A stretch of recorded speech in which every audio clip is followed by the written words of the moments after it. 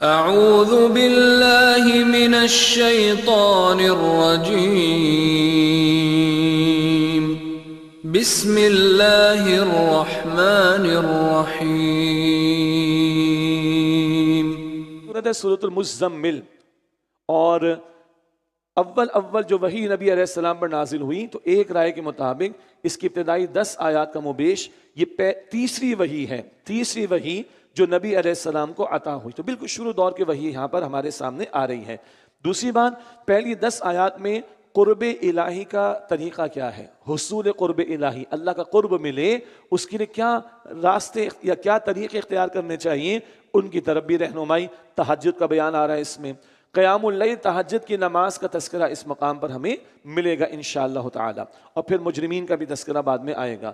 سورۃ المزمل مکی سورت ہے، البتہ جب دوسرے رکوع کی طرف آئیں گے تو ایک رکوع ایک ہی آیت، دوسرا رکوع ایک ہی آیت پر مشتمل، اتنی طویل آیت ہے، اور وہ مدنی دور میں نازل ہونے والی آیت ہے، سمجھیں گے اس کو آگے انشاءاللہ۔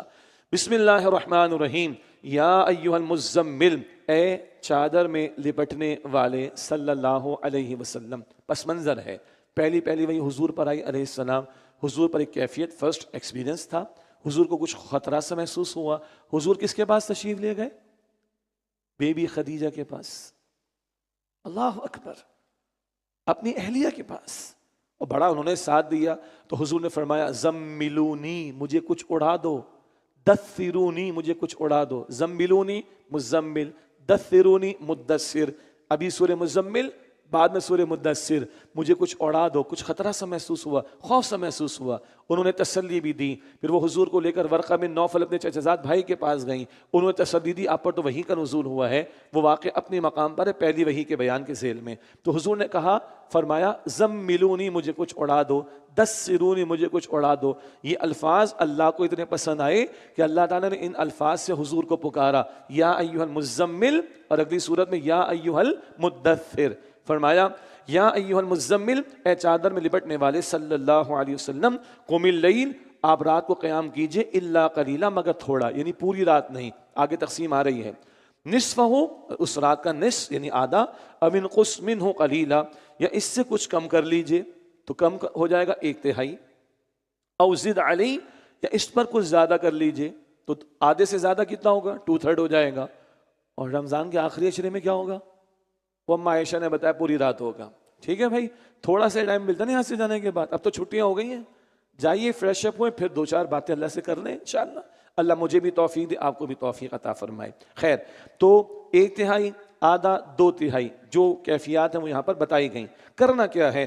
وَرَتِّلِ الْقُرْآنَ تَرْتِیلًا، اور خوب ٹھہر ٹھہر کر قرآن پڑھا کیجیے، یہ ہے ترتیل کا حکم، اور تقاضا ہے قرآن پاک کی تلاوت کا کہ ٹھہر ٹھہر کر پڑھا جائے۔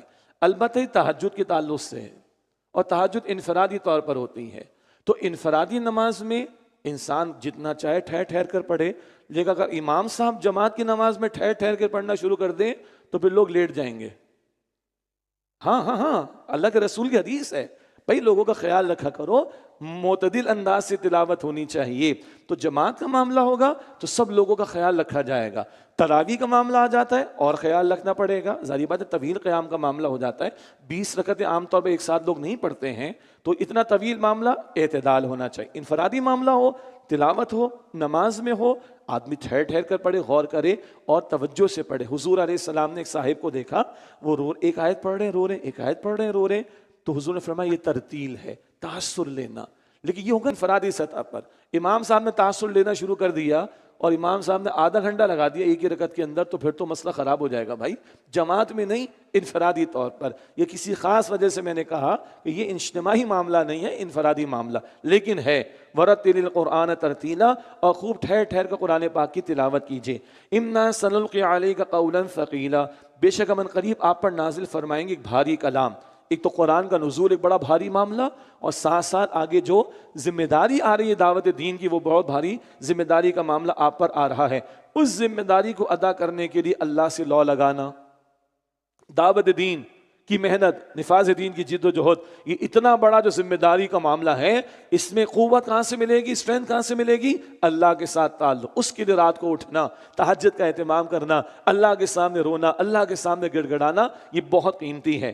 ان ناشیۃ اللیل ہی اشد وطئا واقوم قیلا، بے شک رات کا اٹھنا یہ نفس کو خوب قابو میں رکھتا ہے اور بات بھی بہت ٹھیک نکلتی ہے۔ عام دنوں کی بات ہو رہی ہے، دن میں تو فرض نماز میں بھی انسان کا دماغ کہیں لگا ہوا ہوتا ہے نا، کاروبار ہے، نوکری ہے، پڑھائی ہے، تعلیم ہے، ظاہر بات ہے رات میں ڈائریکٹ ڈالیں گے اللہ تعالیٰ کے ساتھ، جی الفاظ بھی صحیح طریقے پر ادا ہوں گے اور ڈائریکٹ کنیکشن کا معاملہ بھی اس میں رہے گا۔ ان ناشیۃ اللیل اشد وطئا واقوم قیلا، بے شک رات کا اٹھنا نفس کو خوب قابو میں رکھتا ہے۔ نیند کو قربان کر کے اللہ کے سامنے کھڑا ہونا تو نفس کی اچھی خاصی تربیت ہوتی ہے کنٹرول کرنے کی، اور واقوم قیلا بات بھی بہت ٹھیک نکلتی، اس کا ذکر پہلے میں نے کر دیا کہ توجہ سے انسان تلاوت کرتا ہے تہجد میں۔ ان لک فی النہار سبحا طویلا، بے شک آپ کے لیے دن میں طویل مصروفیات ہوتی ہیں۔ اچھا وحی کے آغاز کے بعد حضور کا دن کہاں گزرتا تھا؟ تجارت تو ختم، تو حضور دن میں بھی کیا کرتے تھے؟ دین کا کام کرتے تھے، لیکن وہ بندوں کے درمیان میں رہ کر ہوتا تھا۔ دین کا کام بندوں کے درمیان میں رہ کر ہوتا تھا، نہیں ڈائریکٹ اللہ سے گفتگو رات میں تنہائی میں کیجیے۔ ہمارے دن کی مصروفیات کام کاج بھی ہے، نوکری بھی ہے، تعلیم بھی ہے، کاروبار بھی ہے، تو ہم تو اور زیادہ ڈسٹربنس میں ہوتے ہیں۔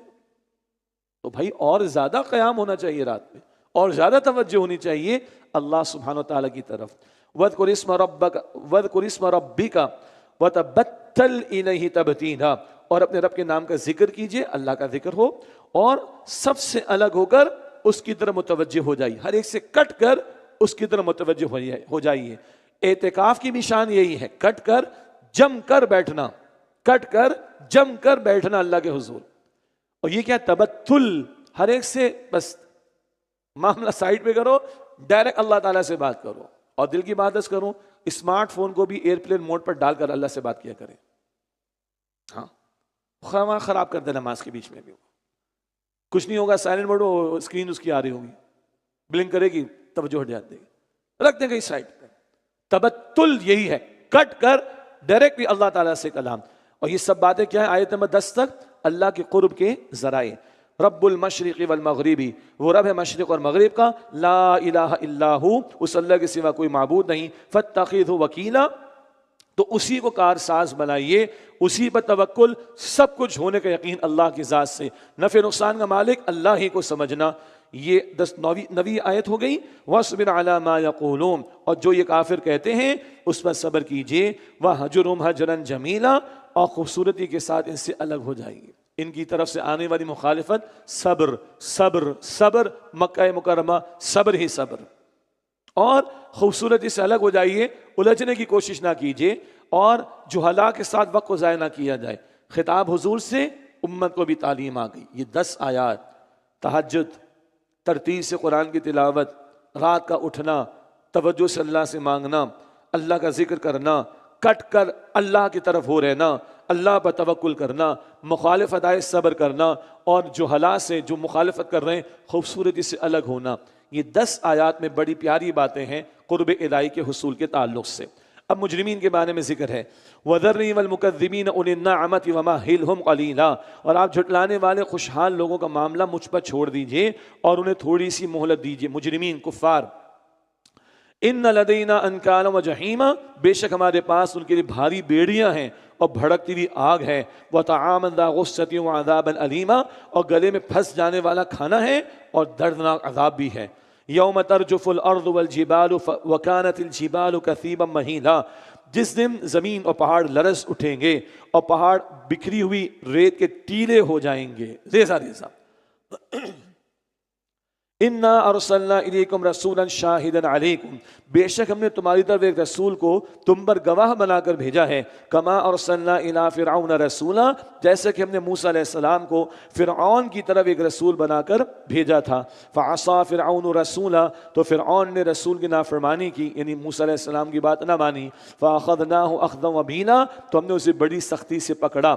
فکیف تتقون ان کفرتم یوما یجعل الولدان شیبا، اللہ اکبر، اگر تم نے کفر کیا تو تم اس دن کیسے بچو گے جو بچوں کو بوڑھا کر دے گا؟ کیا مطلب؟ قیامت جس وقت برپا ہوگی، اگر ایک بچہ بھی پیدا ہوگا نا اس وقت، رائٹ ناؤ، اس وقت بوڑھا ہو جائے گا فوراً، اس قدر ہلاک اس وقت ایک بچہ پیدا ہوگا اگر بوڑھا ہو جائے گا وہ، یہ ہے مفہوم اس کا. فَكَيْفَ تَتَّقُونَ ان کفرتم یوم یجعل الولدان شیبا، اگر تم نے کفر کیا تو تم اس دن کیسے بچو گے جو بچوں کو بوڑھا کر دے گا. اللہ اکبر. السماء منفطر بہ، جس کی شدت سے آسمان پھٹ جائے گا. کان وعدہ مفعولا، اللہ کا یہ وعدہ پورا ہو کر رہے گا. ان ھذہ تذکرہ، بے شک یہ قرآن تو ایک نصیحت ہے. فمن شاء اتخذ الی ربہ سبیلا، تو جو چاہے اپنے رب کی طرف راستہ اختیار کر لے. دوسرا رکوع ایک آیت، طویل آیت، اور تخفیف آ رہی ہے. تہجد پہلے فرض تھی امت پر، صحابہ پر بھی فرض تھی. 5 وقتہ نماز آ گئی تو تہجد نفل کے درجے میں آ گئی. وہ تخفیف کا بیان بھی، مگر کچھ تو کرو، اس کا بیان بھی، اور اس میں قتال کا ذکر بھی آئے گا.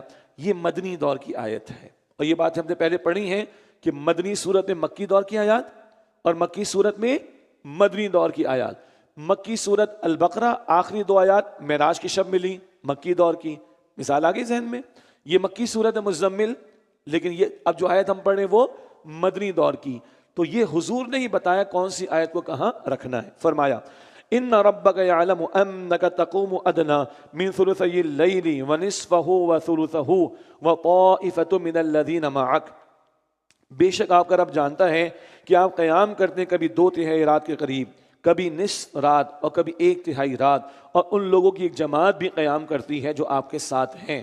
واللہ یقدر اللیل والنہار، اور اللہ رات اور دن کی مقدار مقرر فرماتا ہے. علم ان لم تحصوا فتاب علیکم، اللہ کے علم میں ہے کہ تم ہرگز اس مقررہ مقدار کو پورا نہیں کر سکو گے، مشقت ہوگی تمہیں، اللہ کے علم میں ہے. جاؤ آسانی دے دی. فقرؤوا ما تیسر من القرآن، بس اس نے تم پر مہربانی فرمائی تو جتنا آسانی سے ہو سکے قرآن کریم میں سے تلاوت کر لیا کرو. علم ان سیکون منکم مرضی، اللہ کے علم میں ہے کہ تم میں سے بعض لوگ بیمار ہوں گے. وآخرون یضربون فی الارض، اور کچھ دوسرے لوگ زمین میں سفر کر رہے ہوں گے. یبتغون من فضل اللہ، اللہ کا فضل یعنی روزی تلاش کرتے ہوئے. وآخرون یقاتلون فی سبیل اللہ، اور کچھ اللہ کی راہ میں قتال کر رہے ہوں گے. فقرؤوا ما تیسر من، تو جتنا آسانی سے ہو سکے اس قرآن کریم سے پڑھ لیا کرو، تلاوت کر لیا کرو. کوئی بیمار ہوں گے، کوئی سفر میں ہوں گے روزی تلاش کرنے کے لیے. روزی تلاش کرنا بھی ایک فریضہ ہے، اس کا بھی اجر ہے. اس کو بھی رکھ کر اللہ نے کہا کہ تہجد میں اگر تھوڑا ہی پڑھ لو تو چلو وہ بھی پڑھ لیا کرو. اور پھر قتال کا ذکر بھی اللہ تعالیٰ نے کیا. تو رزق حلال کمانے کی فرضیت اپنی جگہ اہم بات ہے، اس کا ذکر بھی یہاں پر آیا. فقرؤوا ما تیسر من، تو جتنا آسانی سے ہو سکے اس قرآن کریم میں سے پڑھ لیا کرو. واقیموا الصلاۃ وآتوا الزکاۃ واقرضوا اللہ قرضا حسنا، اور نماز قائم کرو، زکوٰۃ ادا کرو، اور اللہ کو قرض حسن دو. یہ بات آ گئی اب کہ تہجد میں آسانی، وہ 1/3 آدھی رات 2/3 رات کا تقاضا ختم، اور امت کے لیے 5 وقتہ نماز کے فرضیت ہو جانے کے بعد یہ نفل کے درجے میں، لیکن جتنا ہو سکے کر لیا کرو، جتنا سہولت کے ساتھ ہو کر لیا کرو.